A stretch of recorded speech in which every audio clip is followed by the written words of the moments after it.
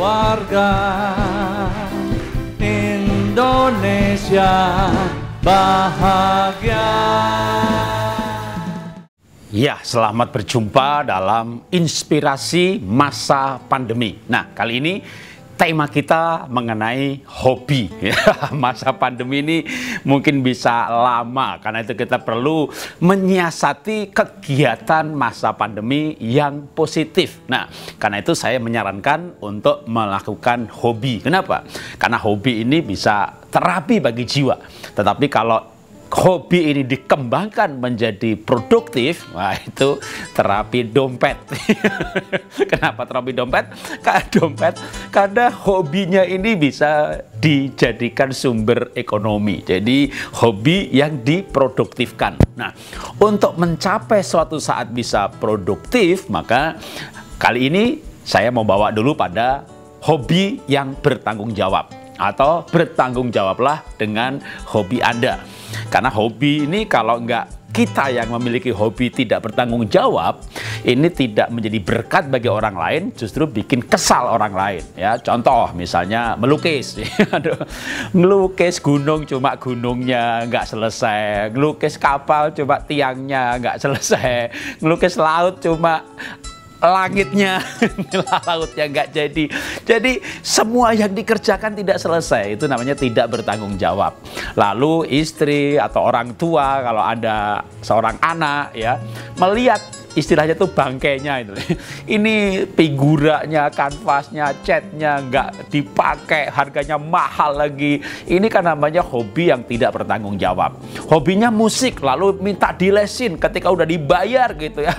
Kadang datang, kadang tidak. Ini juga tidak bertanggung jawab. Karena itu bertanggung jawablah dengan hobi Anda, supaya hobi ini menjadi berkat bagi yang lain. Saya kasih contoh yang lain lagi. Misalnya hobinya saya lagi.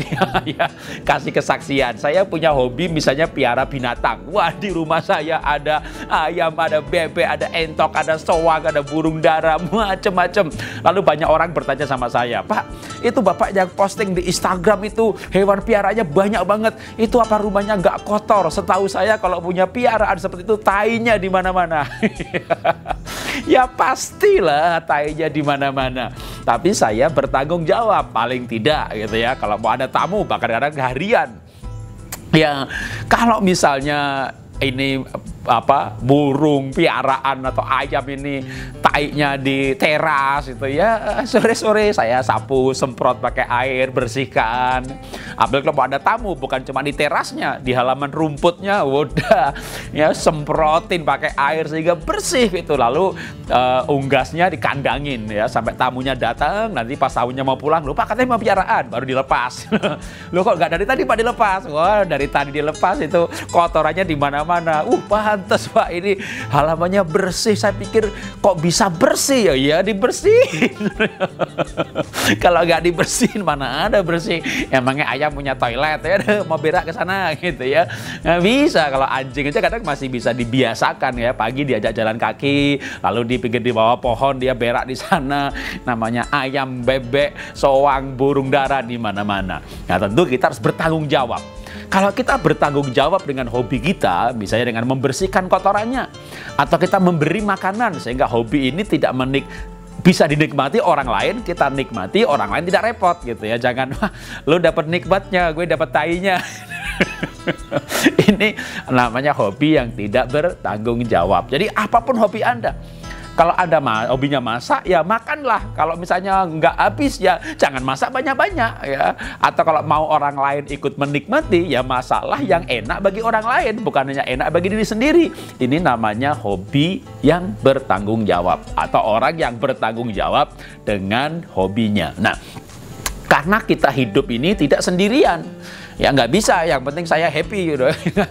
Ya kalau mau begitu jangan menikah ya kan, hidup sendirian ya. Tapi kan kita menikah, mungkin kita nggak menikah, kita masih anak-anak. Kan Anda seorang anak.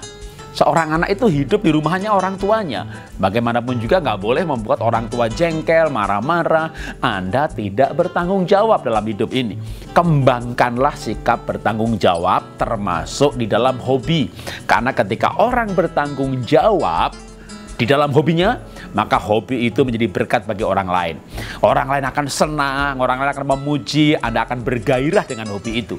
Anda bergairah, Anda makin expert. Nah, ketika bicara expert, ya, itu akan menjadi berkat bagi orang lain dan berkat bagi diri Anda sendiri. Waktu saya mengupload lukisan saya gitu ya, lalu teman-teman saya yang lama komentar, wah ini mah bukan hobi nih, ini profesional. Iya, karena ditekuni saudara ya, wah jadi nggak melukis buru-buru jadi, wah ini selesai dalam sekian jam. Nah, namanya lukisan bukan dibanggakan selesai dalam berapa jam, ya kalau perlu berhari-hari, tapi rapi, tapi detail. Ya kecuali emang lukisannya nggak lukisan abstrak ya. Lukisan ekspresionis, wah pakai ceprot pakai sekop, pakai palet ya. Tapi itu pun sebenarnya kalau orang yang profesional ya, lukisan Avandi memang kalau bicara rapi ya, rapi apa tidak relatif, tapi kita bisa melihat sebenarnya detail sekali gitu ya, baik itu dari melihat coretannya, garis-garisnya, warnanya, bagaimana dengan bagus di kombinasi warna itu diatur, walaupun gayanya ekspresionis. Saya yakin bahwa itu muncul dari sikap yang bertanggung jawab untuk mengembangkan hobinya. Nah, ketika sikap tanggung jawab ini dibangun termasuk dalam hobi, saya percaya akan menjadi karakter dalam bidang-bidang yang lain. Dengan demikian, maka secara keseluruhan hidup kita menjadi berkat. Tuhan memberkati. Warga Indonesia bahagia.